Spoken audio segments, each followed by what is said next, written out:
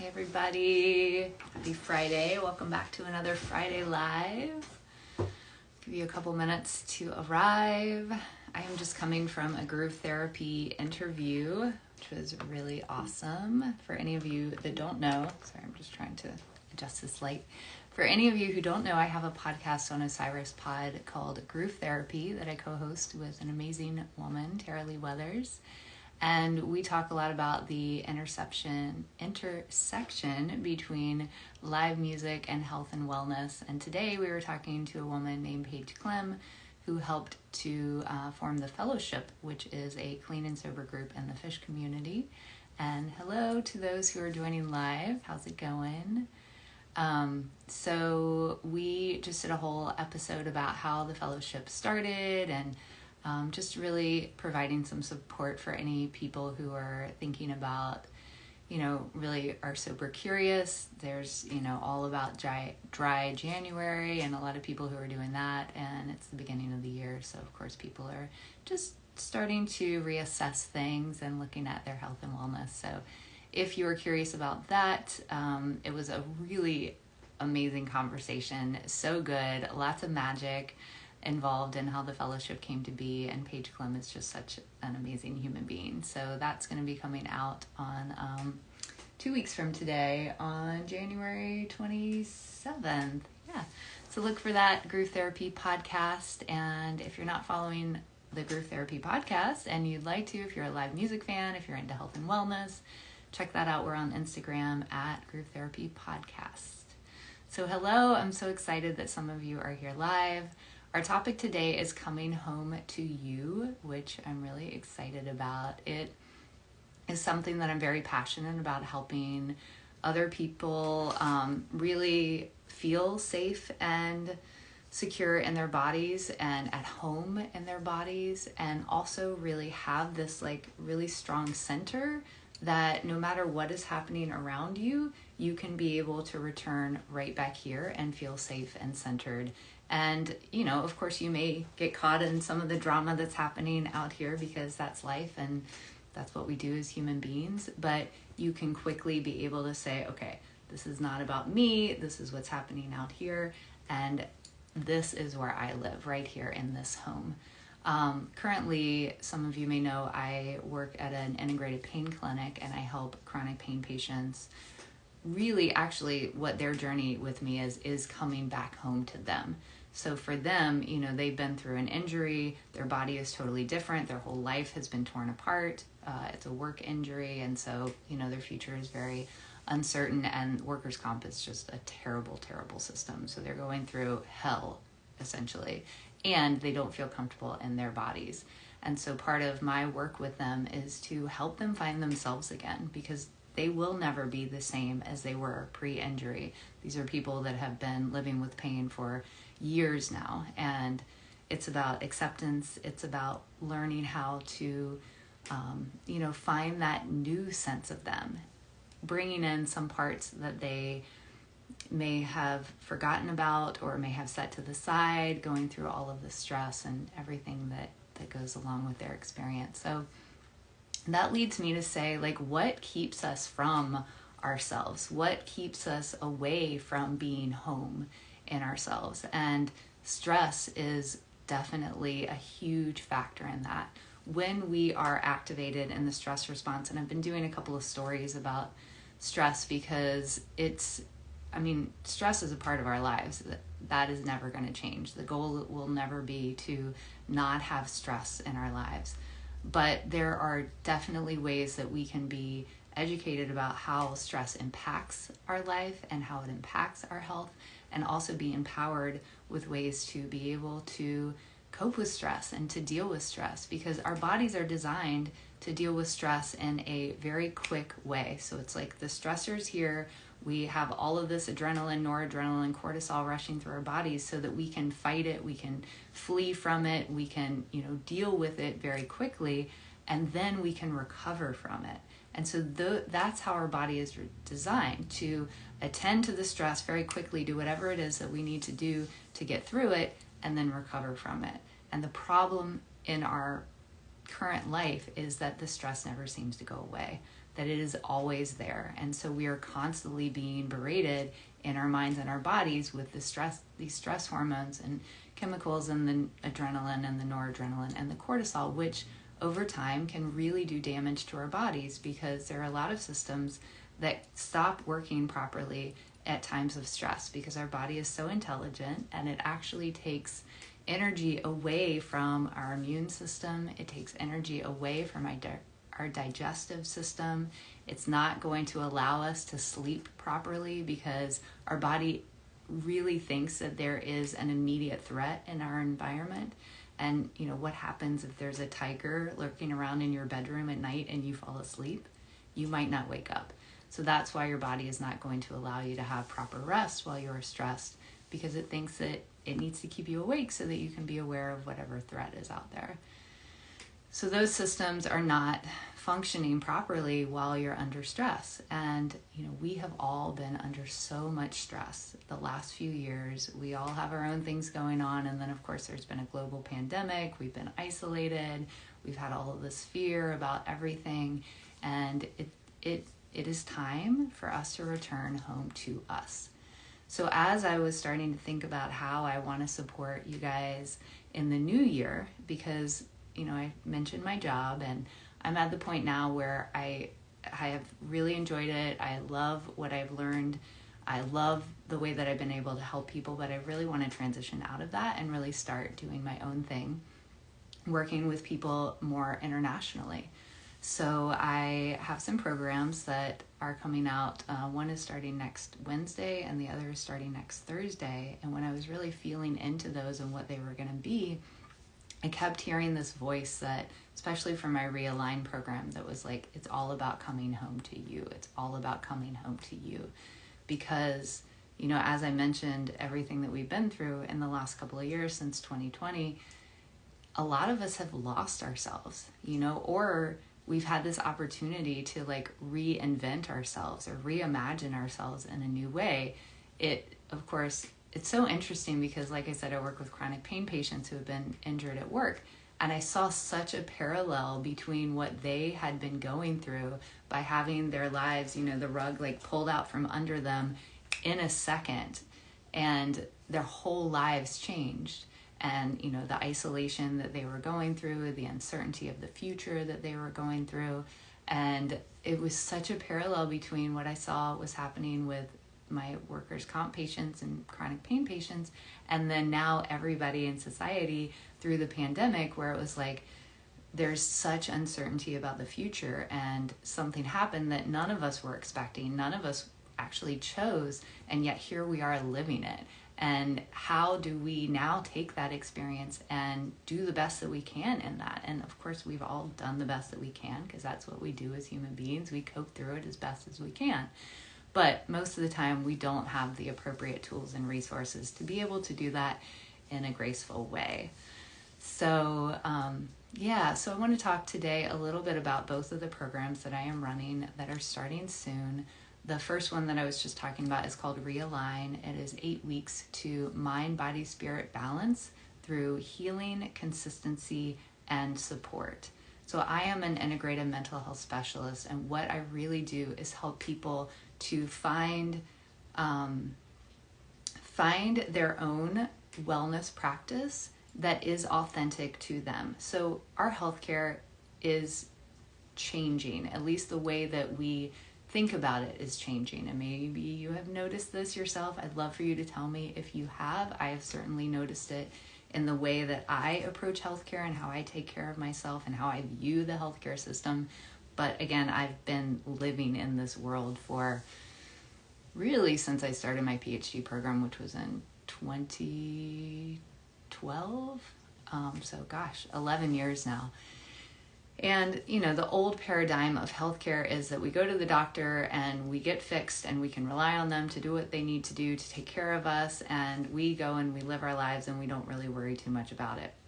Well, that is not working for us anymore. And we're really seeing that that is not working for us anymore. And the way that we are noticing so many chronic diseases, how prevalent they are right now in our society, it is because it is actually what we do on a regular basis in our lifestyle that creates our health. our medical system is fantastic for anything that is like life or death, where you really need somebody to help you come back from, the verge of death, or to repair something that has been broken. Like, that's what our medical system is really good about. That's what they're great for. But they are not great for helping somebody live a happy, a healthy, fulfilling, wellness, thriving life. That's what we have to do as ourselves. And so part of what I love to do is really help empower people with finding their own forms of medicine, finding their own mind, body, spirit practices that they can do on a regular basis, daily, to help improve their mental health, to help improve their physical health, and to help improve their emotional health. And I just did a whole masterclass about how those are all related. It was really awesome. Maybe I'll do it again, but I love to teach about that as well, because it is all related. And when we can understand that, then we're more empowered in ourselves too. So the Realign is about finding that sense of center, coming back to you, and it includes both healing and support in, like I was saying, teaching you how your body works, because we don't come with an instruction manual, right? We just have to figure it out as best as we can. And nobody really tells us, especially when it comes to mental and emotional health, how to work with our thoughts and how to express our emotions, and how important expressing our emotions are, so that we can have access to a full range of emotions and be able to become resilient and graceful through whatever is happening to us in life. Most of us are taught that, emotions are bad. Don't be over emotional. Don't cry in public. Don't let it bother you. Suck it up. Get through it. Yeah, life is hard. That's the way things are, right? We're not given this instruction about how to be with ourselves, how to love ourselves, how to talk to ourselves in a kind way. So the Realign is really about teaching you how your body works so that you understand it, and helping you to find the things in your own lifestyle that can help you find that sense of home inside of yourself. Find that really strong, stable center, because when you can find that, when you can have that, then it never goes away. You'll always know how to return to it. And yes, you're going to get pulled away from it by, see? Awesome. I love that. It's like in the air that's what's happening. I've heard another person say that was their intention for 2023 as well, coming home to themselves. And like I said, when I was, feeling into what I wanted to offer this year, I was in my dance circle, which is where I get to come back home to myself on a large scale. And things just kind of like pop up in my head. And that was the message that kept coming to me. Like, I need to help people come back home to themselves. I need to help people come back home to themselves. So Realign is all about that, coming back home to you. And it's both, education, it's support, and really helping you to establish what you need to do on a regular basis, being there with you while you begin to establish it, because habits take a while to establish. And the reason is because our bodies don't like change. And when we start to do something, even if it's good for us, we're going to have a part of us that's going to come up and try to self-sabotage that. And I'm sure you all have noticed that before in your life, where it's like you have all of these great intentions and you're like, okay, I'm going to eat healthy and I'm going to do this. And you start and you do really well for a little while, and then you fall off. Or you start to, maybe you say, I want to start a meditation practice or something like that. And you go and you try to sit in meditation, and it feels so foreign to just be sitting and not doing anything that you feel like you're going to explode, or you want to jump out of your skin and you're like, okay, I can't do this. This is not okay. This is not for me. So it is okay. And you need somebody to support you in doing that, because your body's going to freak out with change, and that's okay, because I've walked so many people through this path before, and I've been there myself. I have walked this path myself. So it includes that, but it also includes the healing work that needs to be done to release old beliefs that are not part of you. We have these beliefs in ourselves, that beliefs in ourselves that we either picked up from society, because of course society sends us all of this information about what we should be doing and what is right, and the way that things should look. But then we also have all of that from our family of origin too. And most of us don't recognize that most of the things, the reason that we're doing things the way that we do things is because somebody told us when we were little that that was the way that it was supposed to be. And when we're working through letting go of those beliefs, it takes a lot of healing. And it's not just as simple as saying, I'm going to do this and doing it, because it doesn't last, because we need to release those old attachments. We need to release those old beliefs. We need to work with that. And that's when the healing work comes in.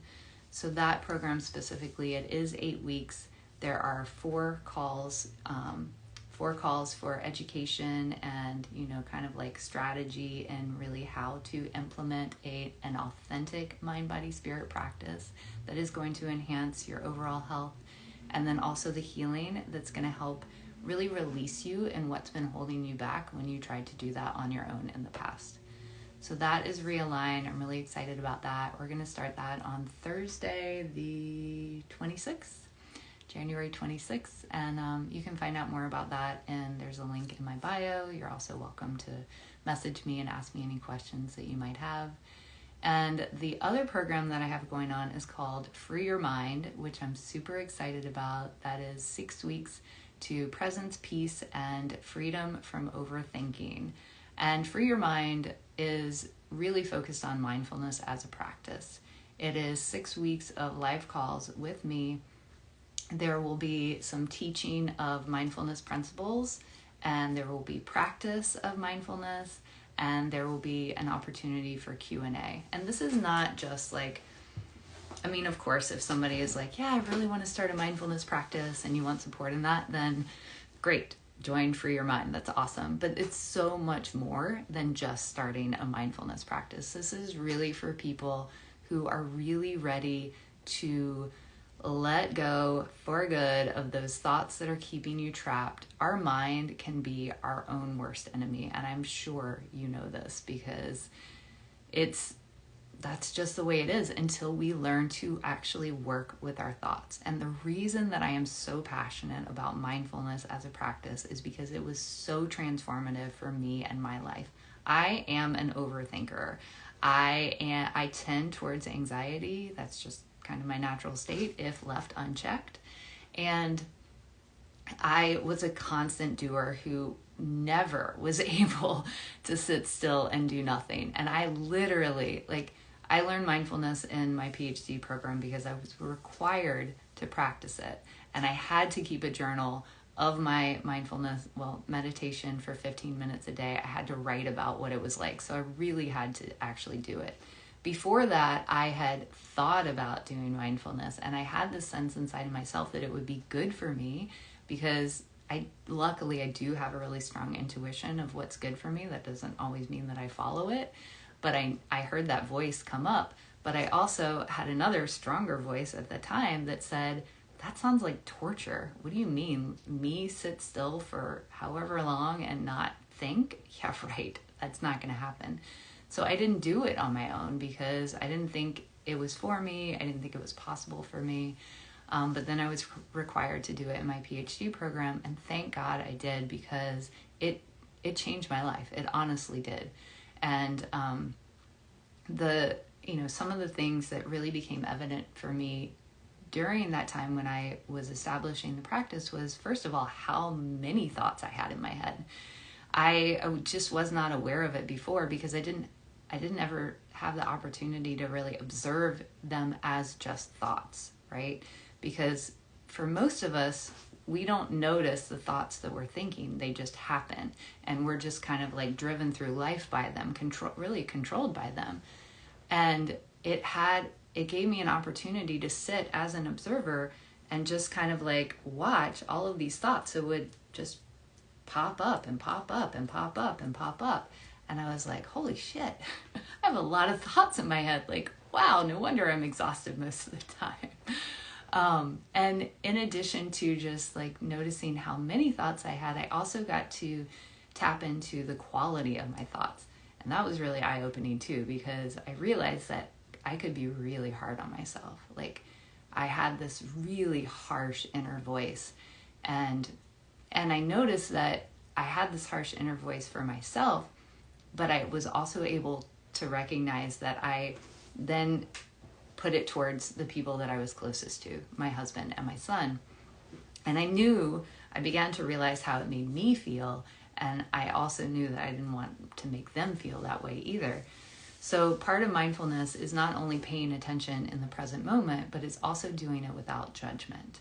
And that non-judgment piece for me, which essentially is self-compassion, or compassion in general, just being able to be with something without judging it as good or bad or right or wrong, just simply accepting it as it is in the present moment, was huge. It was really huge, because that's when I learned to really start to be kind and gentle to myself, and to not beat myself up like I was before.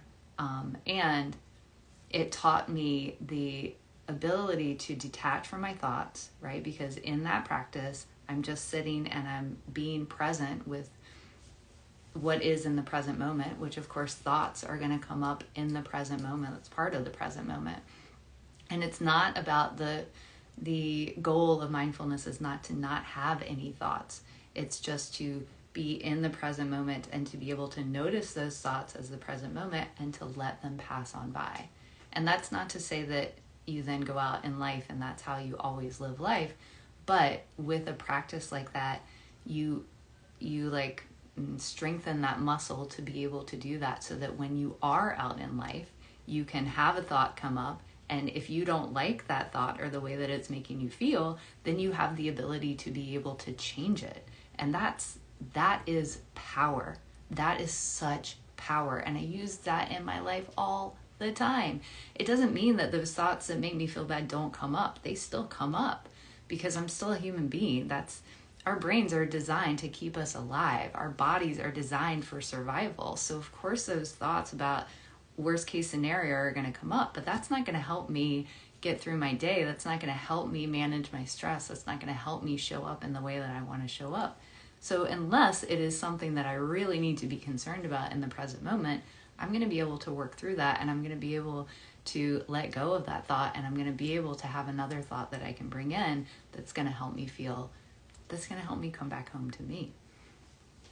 Also, the other huge lesson that mindfulness has taught me, and that I love to help empower other people with, is how to really be okay with whatever is happening around me.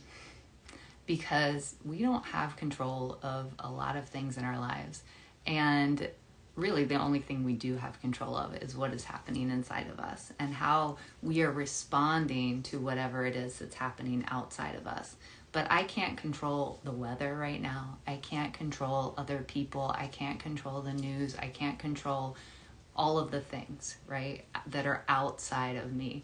And when I learned how to be able to be accepting of that, and that doesn't mean that I agree with or I like all of the things that are happening outside of me, but that means that I can accept that they are happening, and that this is what reality is right now.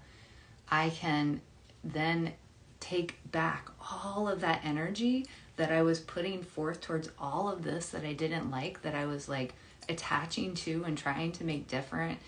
And I can take that back, and I can use that energy for what I really want to put it towards, which is, taking care of myself, taking care of my community, and helping to change the freaking world, because that is what I am here to do. So you don't have to have as grandiose a mission as that. But when you can really learn to be okay with what is happening around you, then you can bring back your power in here and be able to strategically and consciously and intentionally choose how you respond to it in a way that is just going to be so much more graceful and so much more empowering than if you are just, reacting and trying to change and suffering from things that are not changeable. So that's kind of a long-winded definition and description of some of the things that Free Your Mind will give to you. So again, that's my 6 weeks to presence, peace, and freedom from overthinking. It's really all focused on mindfulness, but all of the things that I just said, which is so much bigger than just the practice of mindfulness. So if you are interested in joining that, both of them are actually still on early bird right now, so you can still save some money over a regular price.